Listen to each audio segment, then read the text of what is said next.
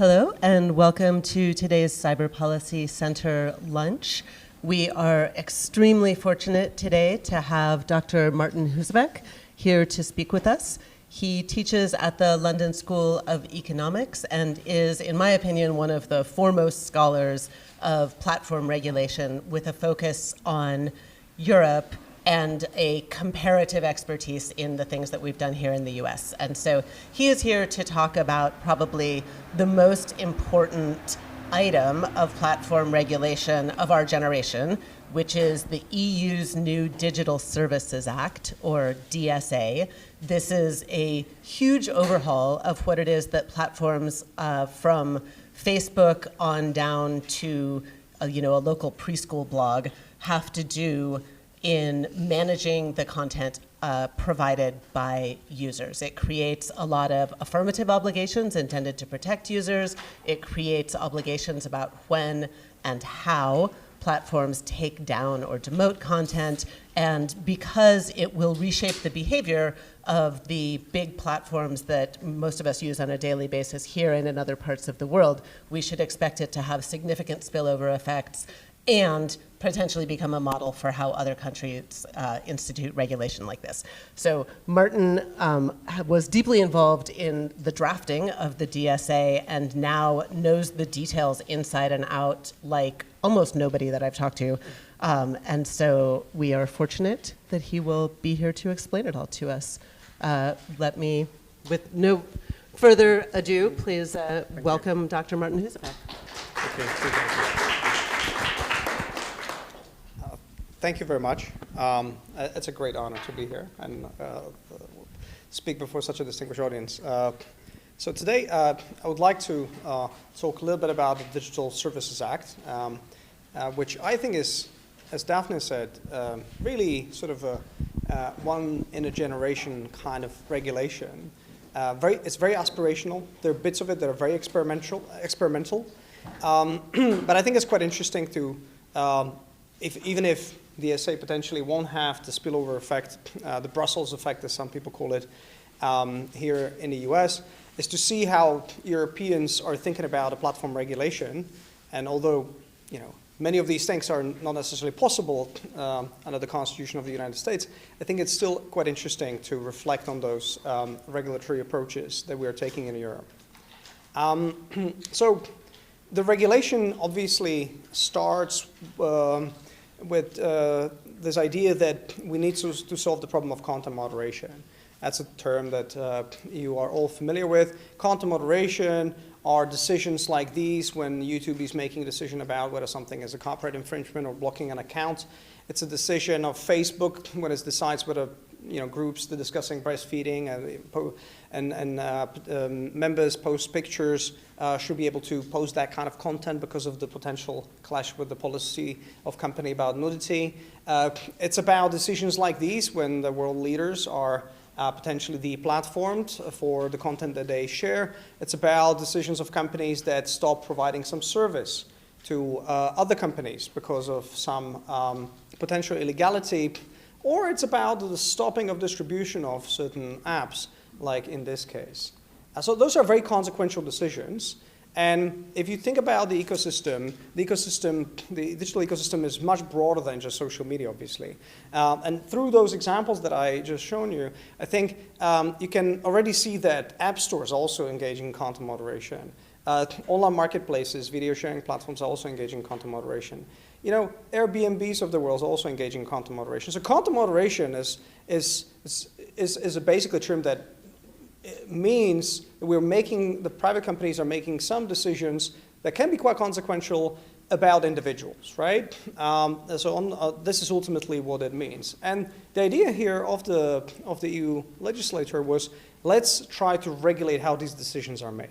Okay? And the tricky bit here is, how do you regulate it given that many times these companies have freedom to fashion their policies so that they correspond to their values or to their business models and in general commercial interests. So how do you exactly do that? How do you resolve that conflict between individuals' due process rights on one hand, maybe their freedom of expression rights, and the company's interest, and as well as someone else's interest, right? If you're trying to, for instance, enforce some type of policies. It's So DSA focuses mostly on the public side of the digital ecosystem, so the services that you normally engage with. We call them online platforms, which literally means nothing else than a service that stores information that is provided by users and is also distributing it to the public, okay? So there's a public element to it. So content layer is where most of the focus is here. So Digital Services Act is a regulation, entering into force in February 24 for most companies, but for the big guys that I'll talk about a little bit toward the end, for the big guys it will already enter into force in summer.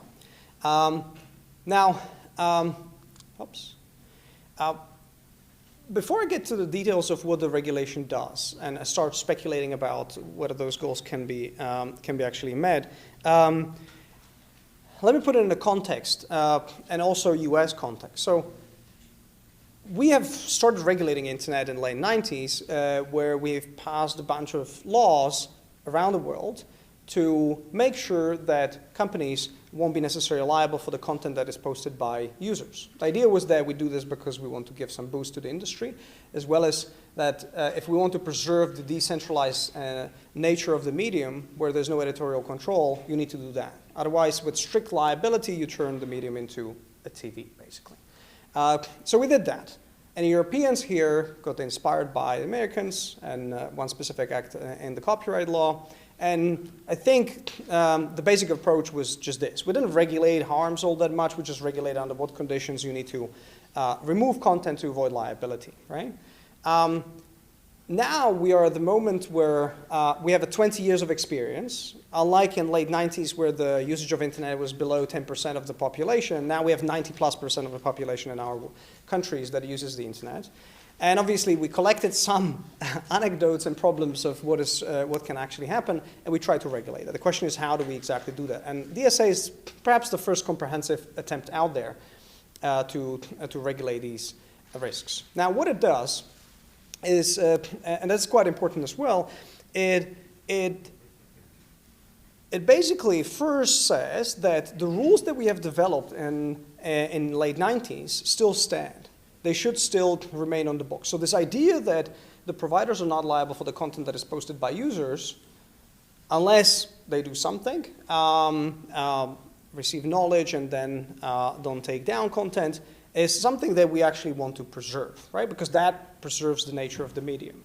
But the bit that we want to change is the expectations that we have in addition to this. So we decided to regulate these additional obligations, not within the liability question, not within the question of whether you, Facebook, are liable for the content that is posted by users, but within a separate set of rules that we have sort of laid over the system, which is what I call accountability, right? So it's still a legal device, it's still a regulatory expectation, but it's not tied together with this idea of liability. So if you fail to comply with this regulatory regime, the outcome is not that you're liable for the underlying content, you're just liable for not meeting the expectations of the legal regime, which has its own separate enforcement. And that's quite crucial, because many times people have all kinds of ideas about what platforms should do, and they try to sneak it into the liability regime as conditions.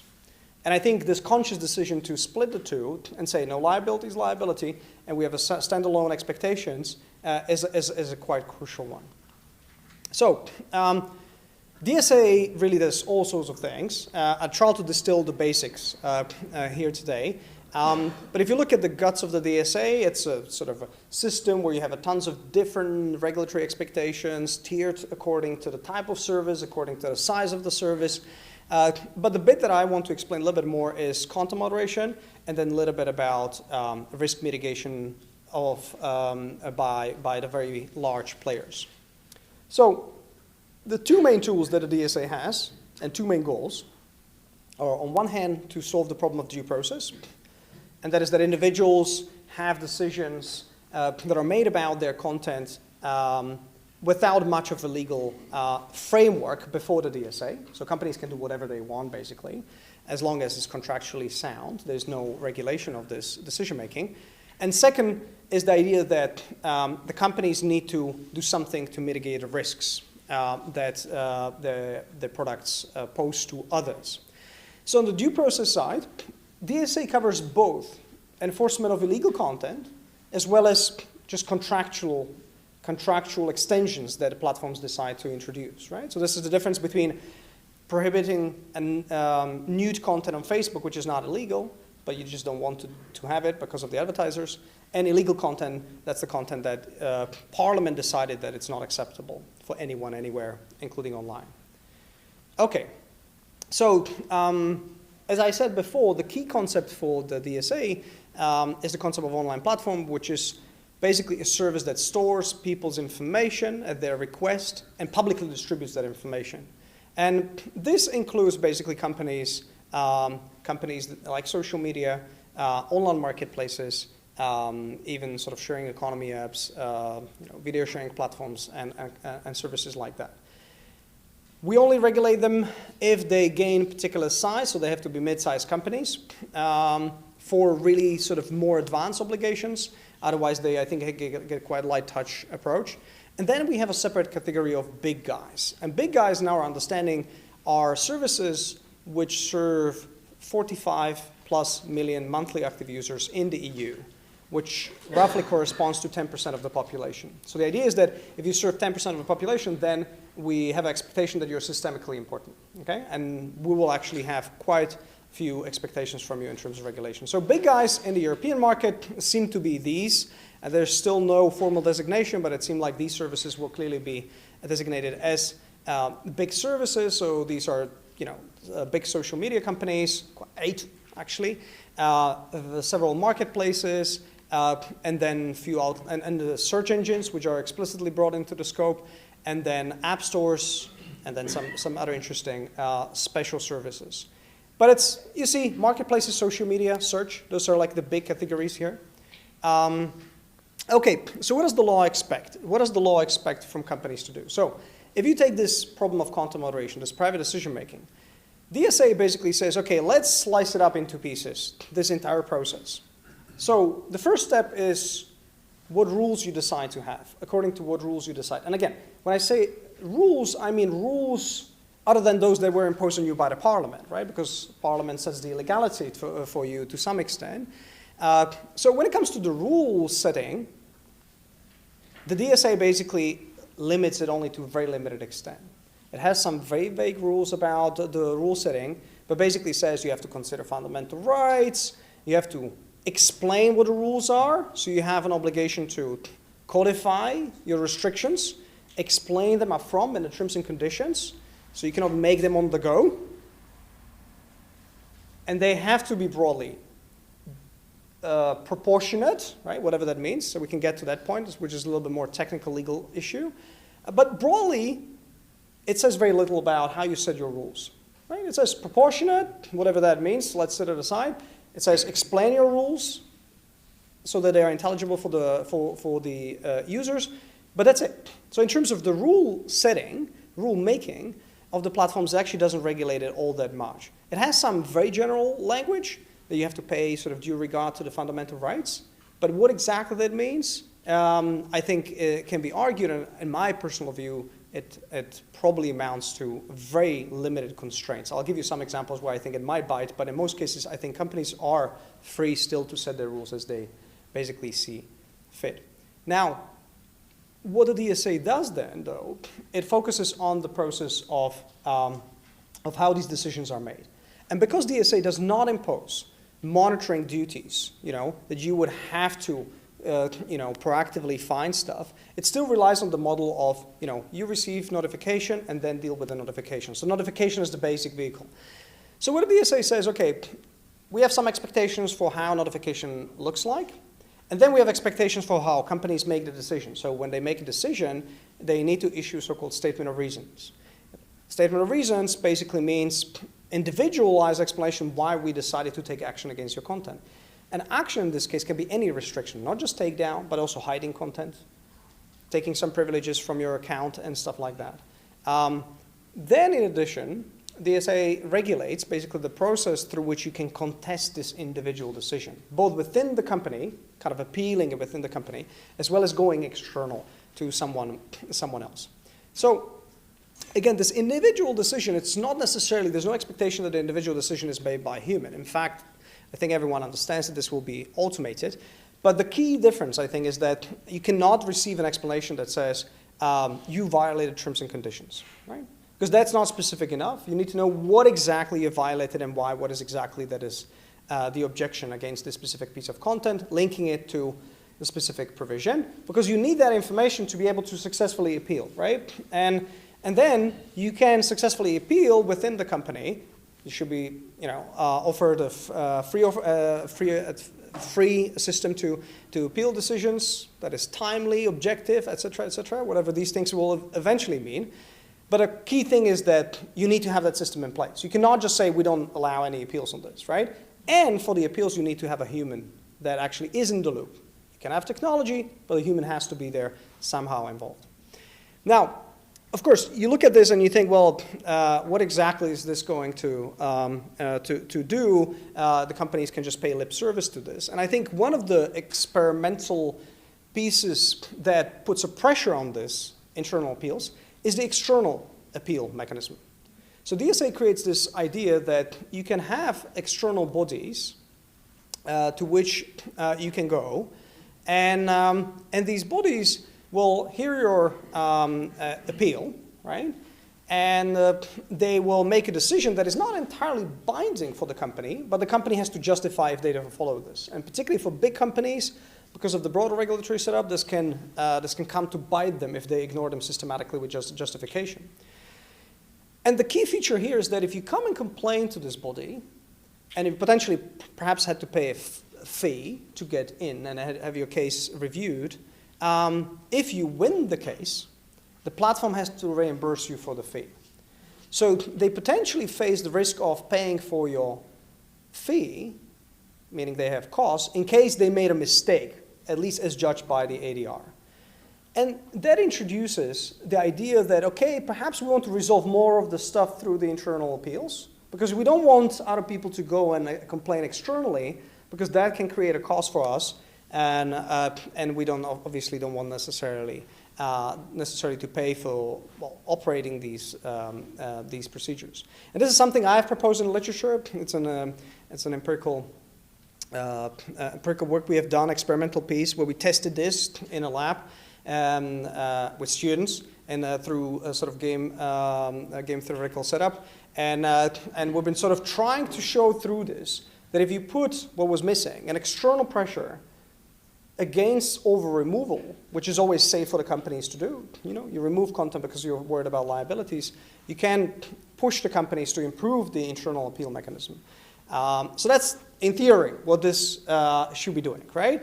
Now, the way this is supposed to work is that you have these external bodies that are certified by a regulator, and these entities must be independent, cannot be linked to a company or users. So Facebook Oversight Board does not qualify because they're too closely linked to a particular company. And this tool is available to content creators as well as notifiers who were rejected, right? So all of them can go to this body. And these bodies are, think of them as a company or, NGO project that operates this. We have these things for, compensation in the aviation industry, consumer disputes. It's not entirely novel thing. And even in the internet world, we had something similar in the area of domain name disputes, where we're using alternative dispute resolution. So it's not entirely novel, but it's novel in the way it's scaled to basically all sorts of disputes here. So there's this inbuilt incentive, but what is the larger picture? What does this actually do? Well, if it works, which is a big if that I would be the first to say we have to see. If it works, the one power that it has, apart from this incentive that disciplines the companies to improve the internal appeal mechanisms, is it actually takes away the power from the companies to be the sole interpreters of the rules. Now, of course, you have courts. But courts are so expensive that you don't go there on a regular basis, which means that you don't have courts, right? Well, if that's the case, this allows you to basically take away the bit of power of interpretation, because suddenly interpretation becomes much more objective thing. That's what we do with contracts. We don't say, what does the one party think? We say, what do the words mean?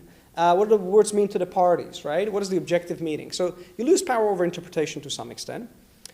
You force companies to codify the rules up front much more, because if they don't have a rule anticipating something and they made a decision, then it's going to lose because there's no basis for that decision. So you also force them to think upfront about the rules.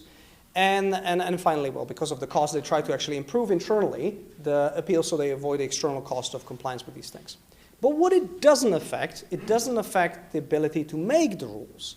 So this very idea that you formulate your rules, you don't like nudity, you don't like certain type of disinformation, that power is not necessarily taken away. And that's, I think, part of the deal here, is that it's procedural approach, and it's understanding that we cannot regulate easily the power of companies to make the rules because they are exactly that, they're private companies. So we have due process expectations, but on the rules that the company set, next to the rules that were set by the parliament, right? So I think that's kind of the overall picture. So it does not, so if you think about rulemaking and interpretation, important thing here is that this mostly does not limit the rulemaking, which is, of course, what people want to change very often in these policy discussions. So I'm trying to say by this is they don't have high hopes if this is your goal, right? And we can discuss what is the right goal, but I think the DSA gives you due process, but not necessarily that other part. Now, when I come back to this initial remark about how there are vague provisions about the rule setting, DSA potentially in the coming years maybe developed some sort of scrutiny for the rules and their sort of how proportionate they are. But I remain skeptical that other than extreme outliers will be ever prohibited by the courts as unacceptable, because we're still talking about the content that is lawful. So this is the bit where I don't necessarily see much happening. So if you take two examples that I use for this, if you think about VIP no moderation list, right, where you say as a company, there are people who will not moderate. I don't know, some very important officials of the countries around the world. If you take that policy, if you apply to legal content, it's totally justifiable. I don't think you could really do anything about it. If you say, we also will not remove the illegal content, which will be a stupid decision from the liability perspective because you expose yourself to liability, I could see that in those cases, that kind of policy could be reviewed by the DSA as disproportionate because the company is basically saying, I'm exempting from enforcement something that a parliament said should be illegal. So there I can see it. But you can see it's extreme case on the margin. It's not necessarily something. Another case in point. If you have a microblogging site that doesn't have a business model, there's some out there, and decides that for €5 a month, you can be exempted from any contractual constraints on speech other than those that are imposed by the parliament, right? You could do that, pay to say service. If you do that, I think it's completely lawful under the DSA. The fact that you pay the fee are exempted from all the contractual add-ons, I think it's completely legitimate. DSA does not change it at all. So don't have that expectation from the DSA because I think your expectation will not be met. Now, the good thing about a DSA, I think, is that it thinks about the problem as an ecosystem issue, thinks about other players and how other players also contribute to the quality of decisions, right? So if you think about, notification of hate speech, right? Of course, it's as important what practices the notifiers have and how good they are when they notify content as what internal processes the companies have. Because the fewer bad notifications the companies receive, the fewer bad decisions they make, right? And DSA tries to deal with this by really incentivize notifiers to also prioritize quality. We'll have to see how it's going to work. And then DSA has some additional ideas about how researchers need to be sort of, need to join the process and oversee what is going on. I'll try to explain that a little bit maybe with the example of risk management. Okay, I think I have 5 minutes to explain this part. So this is about a due process. I said, though, that a DSA is also about risk management.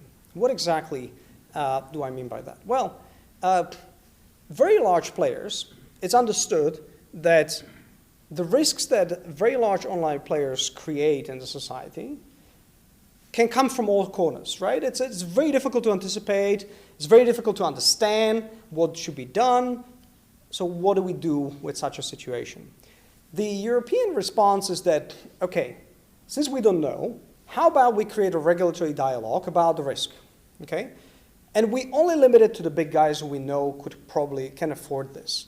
So the DSA basically says, okay, the big guys are those who have 45 plus million, And these will be subject to risk management obligations. And those risk management obligations have to be have to materialize through annual assessments by the companies that then these companies have to submit to the auditors, and auditors then assess and then return them back, and then they follow up on that, improve, and then the whole dossier goes to the European Commission. And the European Commission looks at that and says thumbs up or down, we're happy or not.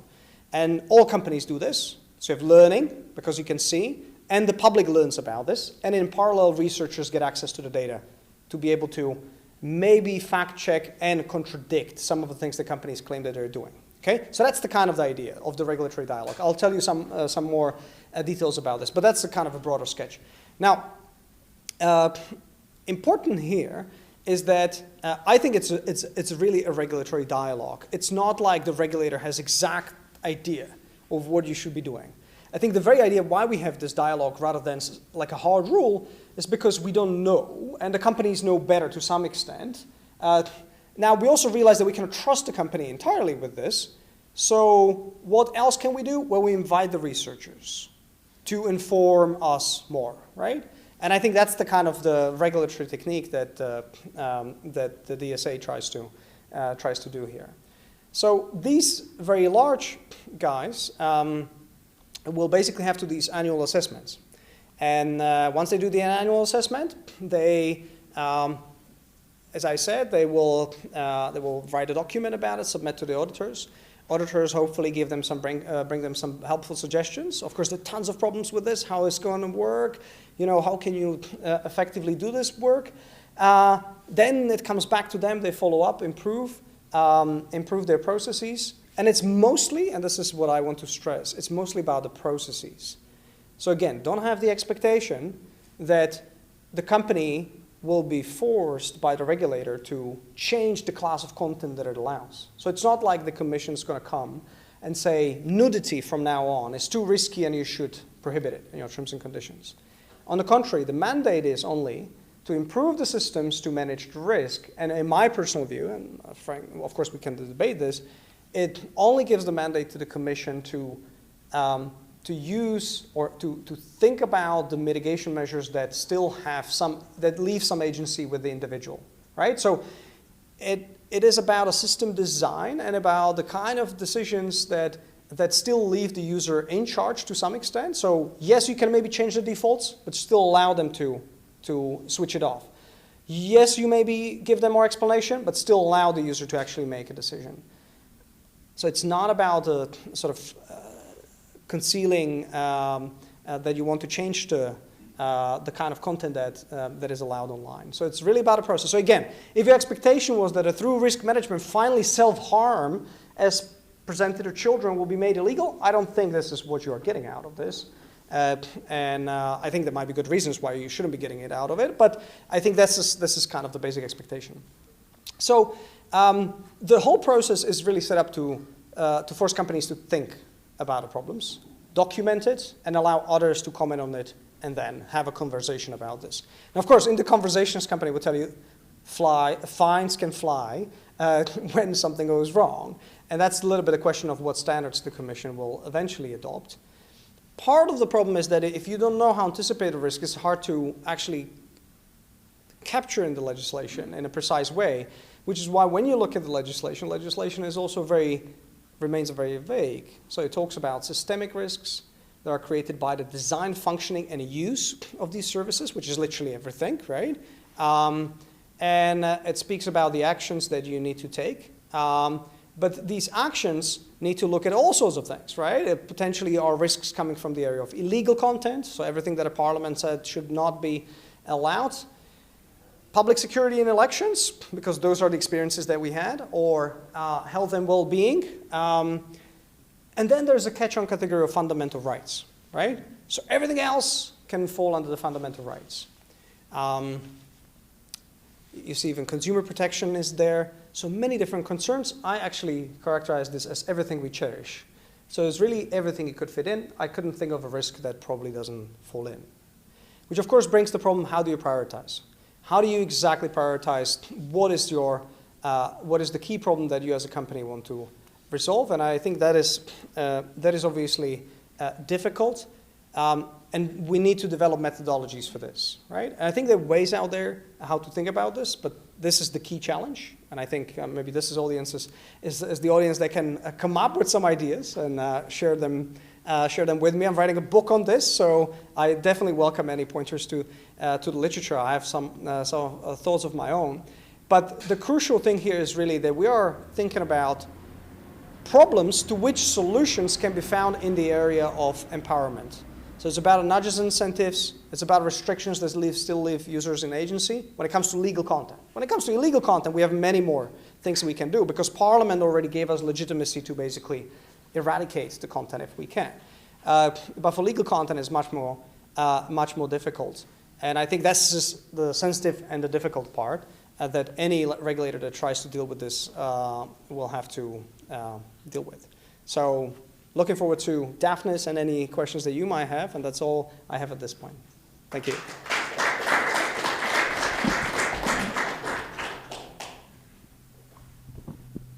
Thank you. That was super interesting.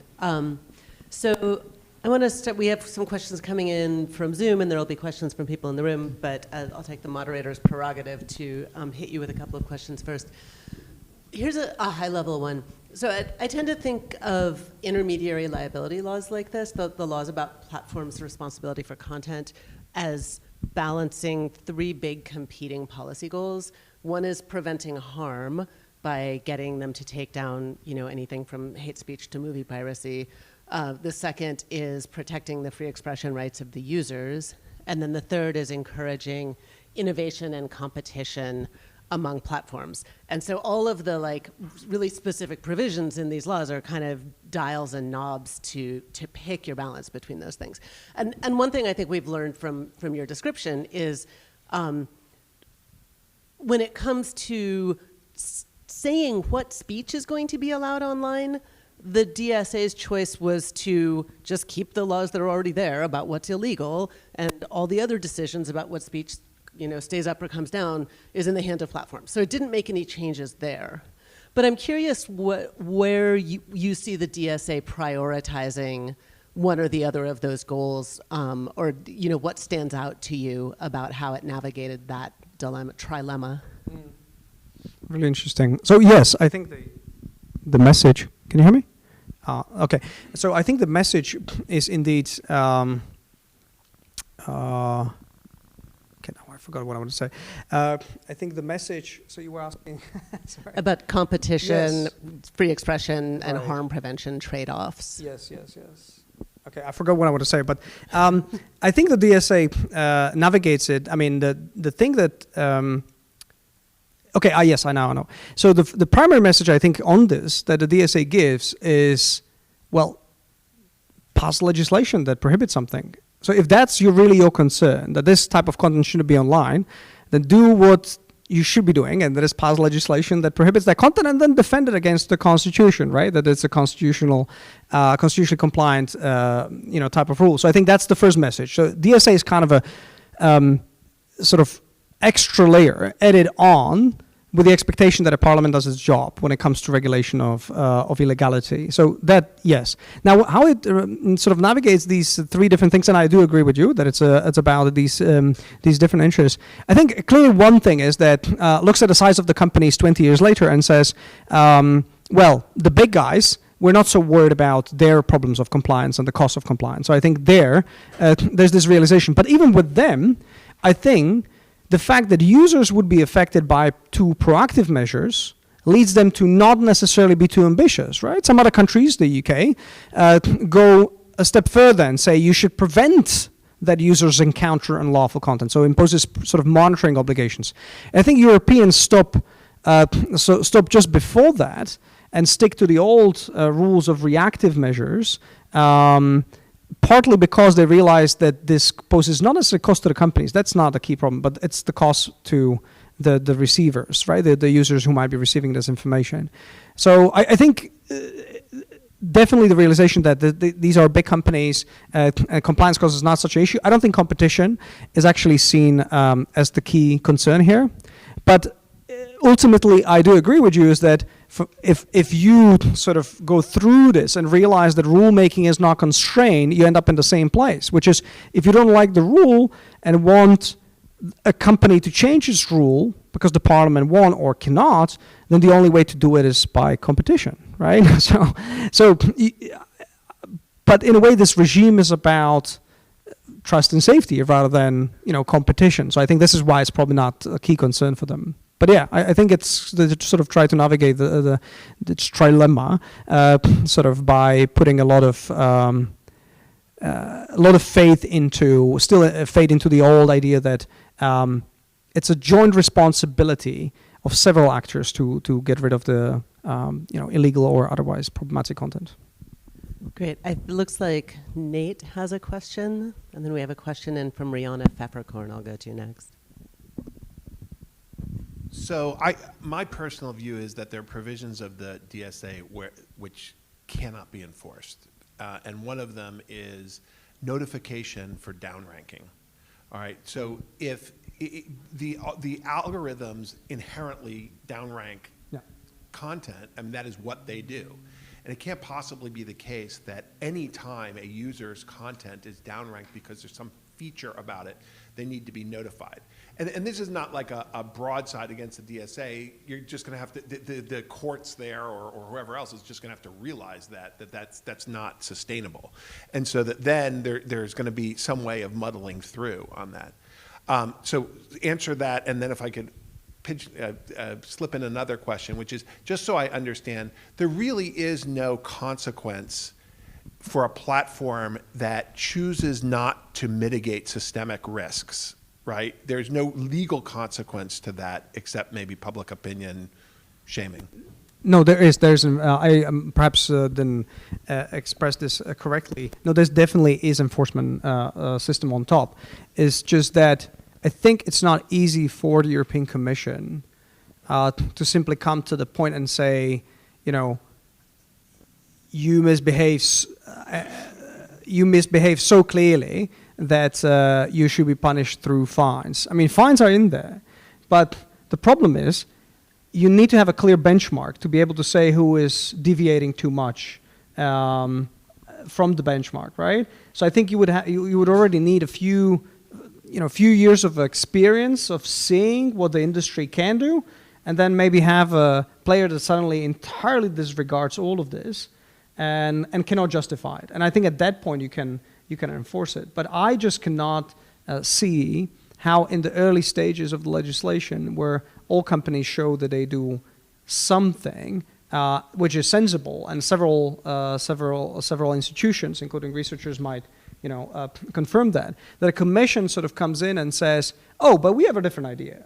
We think that a measure X should have been in there, and it's not. I mean, they could do it, but I don't think the judicial scrutiny of this will be very pleasant, because they would need evidence to back that up as well, right? They cannot make it up out of thin air. So that's my reason why I'm a little bit skeptical that it will be easy. So yes, if there will be blatant violations where industry has a clear solutions for some risk mitigation and a company is entirely rejecting to use that, then I can see that, right? But can I just clarify? Sorry, and I promise this will be the last thing I say, which is, I'm not leave aside illegal content for a second. Yes. So a lot of these discretionary or non, as Daphne, I don't know if you coined this, but awful but lawful speech. Did you coin that? Or I don't know either. Yeah, okay. I'll attribute it to Daphne. So for example, on disinformation or on health, election, where there's two stages where the enforcement could happen. The failure to identify those risks, which the Commission says actually exist, and second, the failure to mitigate these risks adequately. And so what, maybe I misunderstood, so you're saying that if they adopt mitigation strategies that don't work or that are insufficient, that they could be fined? Yes, even for lawful speech? Well, that's the difficulty, because then the question is, what will be so let's talk specific, like disinformation, right? So let's talk about health disinformation, health-related disinformation, and so the company shows that they take efforts to to improve the agency of individuals by increasing the amount of verified information about something and put it in a context, right? So just simple labeling and giving more context. And then the argument would be that a commission looks at competitors and says, well, but some competitors are just hiding it entirely, right? And your question is, could a commission here come and say, oh, but you should have been hiding it, but because that's much more effective than simply putting it into context, right? So let's take that. Is that a good example for your question? Again, there's a question as to what the risks are, and there's a question about whether the mitigation is... Yes. No, I do agree. So if they would fail to recognize something as a risk and I completely disregard it, that's an easy case, right? So let's say it's an obvious thing that health disinformation is a problem and your self-assessment completely forgets about that. I think that's a clear case. You could go after that and say, well, look, I mean, it's pretty clear at this point. Look at your competitors. Look at the public discourse. This is not a risk you could have simply ignored at the time. That's not a key thing. But when it comes to risk mitigation, coming back to my example and hypothetical, I think it will be very hard for the commission then to push back on this in absence of a clear empirical evidence to show that putting in a context is totally useless, and certain type of changing of defaults is the superior solution to this. Given that the competitor might not necessarily be super comparable with the other service, right? So they might be all social media, but not necessarily of the same kind. So I think that's where I see the difficulty, and which is why I conceive of this whole thing more as a dialogue with a sort of a really outlier type of misbehaviors that can be punished. But of course, I certainly don't doubt that the commission will present it differently. But I just don't see how they would defend that in the final court if that ever comes to that. So that's why I wanted to say with that remark. And to your other point about the explanation, I totally agree. That's a tension. I mean, there are solutions to it, and I mean, strictly speaking, they should only provide explanation for downranking to an individual if it's individualized, right? So if you were specifically targeted by a CEO that somehow doesn't like your research and said to his engineers, oh, can you please downrank this specific prof because I just cannot read his stuff anymore, then that's downranking decision that should be explained. If you are just a victim of a broader change of the algorithm, then I don't think that needs to be explained, right? So I think that's the distinction. Now, exactly where that difference lies, I mean, go figure it out. But that's I think broadly the intuition.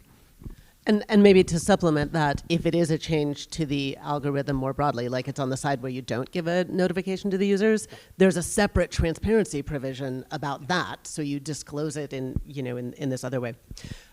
Okay, so Rihanna Pfefferkorn sent in a question that is, I think, very similar to a question I've asked you before. It kind of boils down to, can companies just do what they're incentivized to do anyway and be clear about it? And her example is, can they just say, look, we're going to take stuff down if there's a high enough risk of a lawsuit that's going to cost us a bunch of money? Just disclose that. This is our rule. We don't want to waste money on litigation. We're willing to take things down if it's going to cost us X. My version, which we emailed about, was what if the rule is we are going to attempt to take down nudity per the following definition, and we're going to use a machine learning model that has a 10% error rate, and what it does is our rule. So the error rate is baked in. So both of those, can you just be realistic about what platforms are likely to do absolutely. and say it? So I think the trick here is that what is the acceptable formulation of the rule? So basically the question is, given that you can contractually change rule and extend beyond illegality, can you, through contract, create kind of a safe space for you from the liability standpoint, so you don't worry about making mistakes, right? So you basically say, well, this is my extra cushion that I introduce here to avoid that I'm potentially liable. The problem that I see there is, how do you formulate such a rule? So if you formulate such a rule by saying, I don't know, let's say that national law says that a post is hateful if it meets criteria A, B, C. But the problem in practice is that a C is kind of difficult to assess. So you introduce D or you kind of redefine C differently for your own purposes to carve a space for you. But it's by basically having a rule that is a little bit more bright line rule than the official rule from the parliament. And you do it because of the administrability of the rule. I think that is completely acceptable. As long as that rule is somehow like a normal rule of the content. I think your example basically tries to say, look, I have these policies, I generally respect the legality on the national level, but then here's the special clause, which is whenever I feel that it's too risky, I want to remove the content and still be in compliance. And this is the provision X, right? And then you say, whenever there's you want to make that, you say, oh, I did it because of provision X. I don't think it will lack, I don't think it will have a sufficient clarity if you formulate it this way. If you do it in the first way, I think that's possible. Because the way of saying, well, this is just a clause X where everything falls, doesn't give any ability to users to anticipate what falls into that bucket. What if you publicize the code? Okay. Yeah, I don't know. Still remain skeptical. So I know we have a lot of researchers and people interested in research in the audience. So a question, Absolutely. Can you talk a little bit about the future of research and transparency Absolutely. under the DSA? And like some sub-questions there are like, the commission's supposed to build this database of all the notices about all the content moderation actions. Is that going to work? Researchers are going to be approved to get access. Which researchers? What projects will be approved? So you can tell us about the future there. Okay. So the one, I think, exciting thing for everyone is that companies will be forced to report about many things that they do publicly, and hopefully the data will be actually benchmarkable. So you can actually look at a different transparency report and you can understand across the ecosystem and compare, not necessarily compare them somehow that they're equivalent. So that's one thing that hopefully comes out of it, although some work needs to be done to achieve that. So there are transparency reports, annual transparency report. There are some obligations as to, for instance, explanation of what type of technologies do you use to augment the content moderation process, and what the accuracy rate of those technologies are, as well as what countermeasures do you implement to solve the problem of false positives, right? So, or false negatives, perhaps. So those type of explanations are, I think, going to be a game changer, because for now we often kind of learn about these technologies very indirectly, and we actually are quite in dark about what they do and what they can and cannot do. Hopefully, this will affect the ecosystem, so the vendors of these technologies will also have to actually do this testing up front before they offer it to the platforms, because then the platforms don't know how to comply with this. So this is the first thing.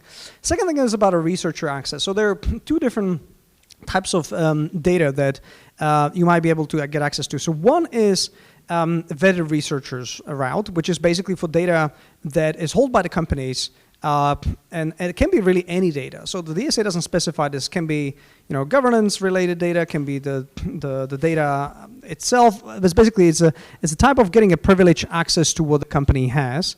And the way how you can get access to this data is by applying to the national regulator, who will then decide. The national regulator for the big guys is the country where they establish, which mostly is Ireland. So basically go to the Irish national regulator, and you basically apply for data access, and then there's a procedure where basically the regulator forwards the request to the company, and the company then has to respond whether they agree or disagree in terms of, and they have very limited grounds on which they can disagree or propose changes to your project.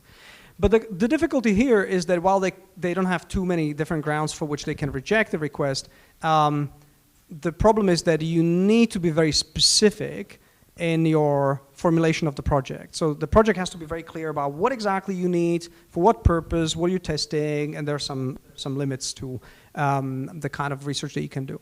There's formally no requirement that these are European researchers.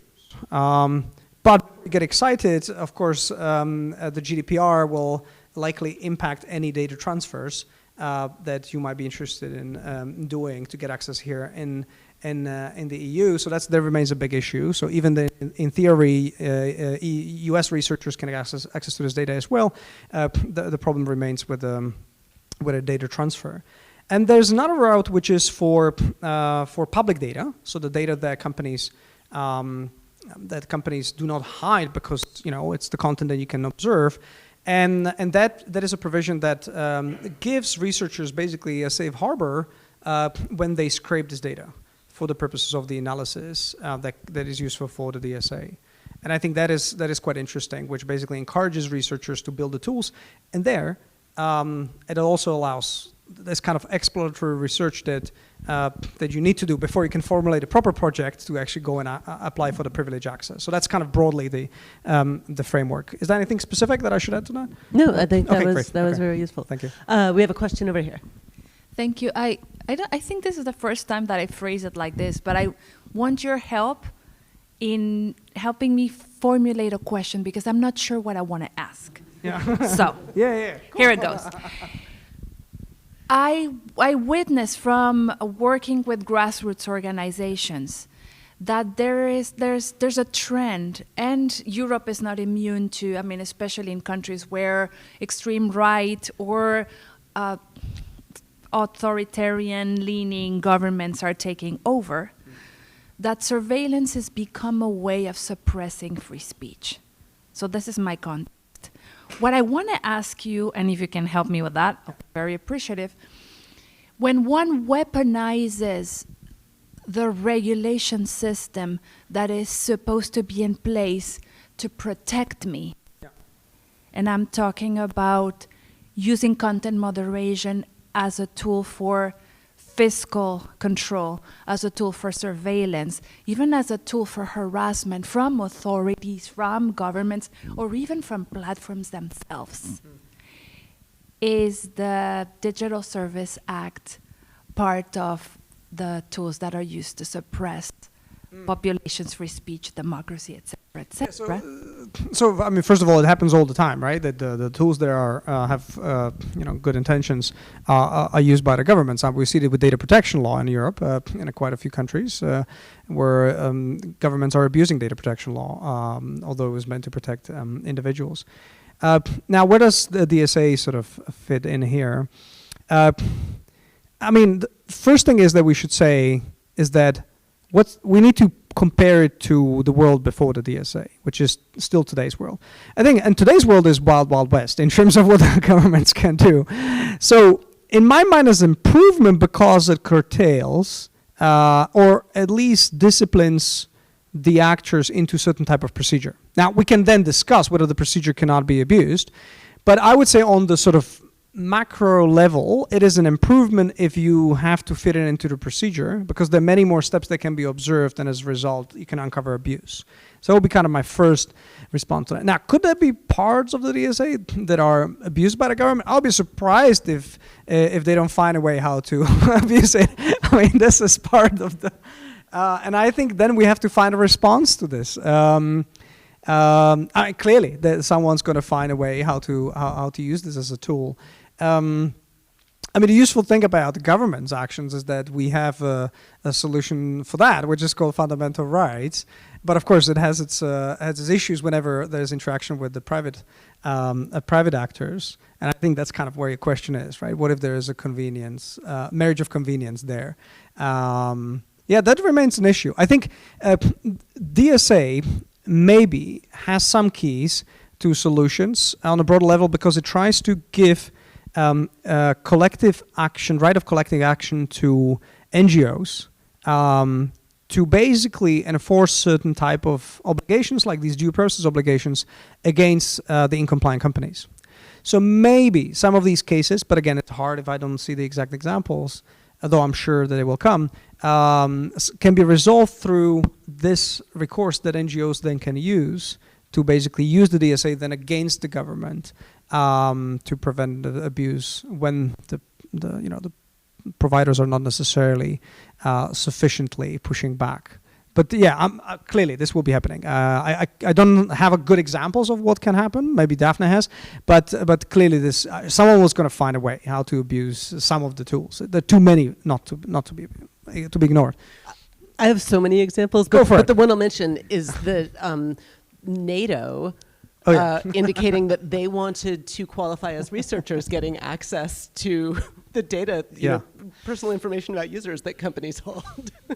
So, it's not clear that that can actually happen. Hopefully it can't, but, they already want it. We have a question over here, and then hopefully we'll have time to go to Frank for another question.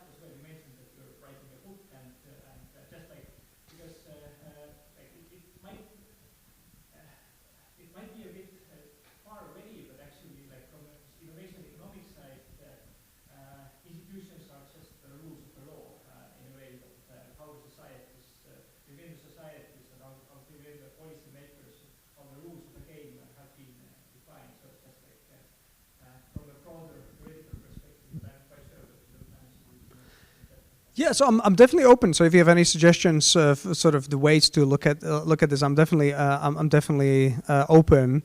But I think the role of institutions, though I'm not sure whether that's the kind of the institutions in your sense.